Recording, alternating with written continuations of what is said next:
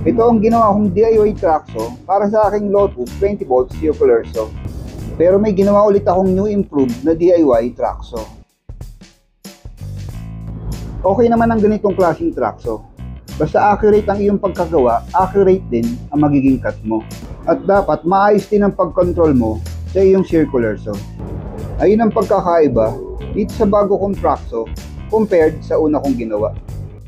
Ang ganitong klaseng DIY na tracksaw na habang ginagamit mo ay may posibilidad na tumikwas kapag hindi maayos ang control mo, kaya sira na ang straight cut mo. Para maging maayos ang cut, tatlong pressure ang kailangan mong i-apply dito. Una syempre, ang downward pressure. Pangalawa ay ang side pressure. In my case, nasa kanan ko ang fence na kung saan dapat consistent na nakadikit ang gilid ng base ng circular saw. Pangatlo ay ang forward pressure to make the cut. At dito naman sa bago kong ginawa ay dalawang pressure lang. Downward pressure at forward pressure to make the cut. Yung isa kasi, isa lang ang guide fence nun, eto kabilaan. Kaya hindi na ito titikwas at hindi masisira ang straight cut ko.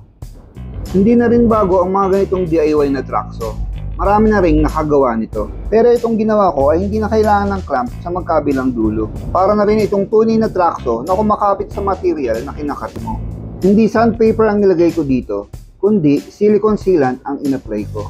Nung wala pa siyang silicone, makikita nyo dumudulas-dulas lang yung tracksaw sa material na pinatungan ko. At nung may silicone na siya, makikita nyo na sumasama na yung material na pinatungan ko.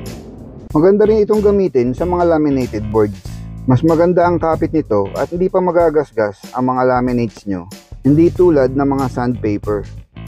Regular na roller brush lang ang ginamit kong pang spread dito.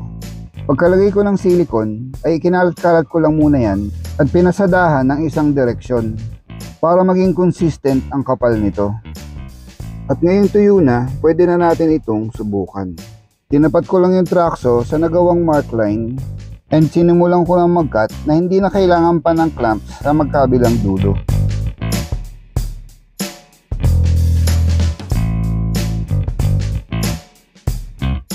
Naging mas maganda pa ang quality ng cut nito dahil may zero clearance dito sa tracksaw na nagsisilbing splinter guard para ma-minimize ang mga tear out. So I think that was it. Thanks for watching, keep safe, and see you on the next one.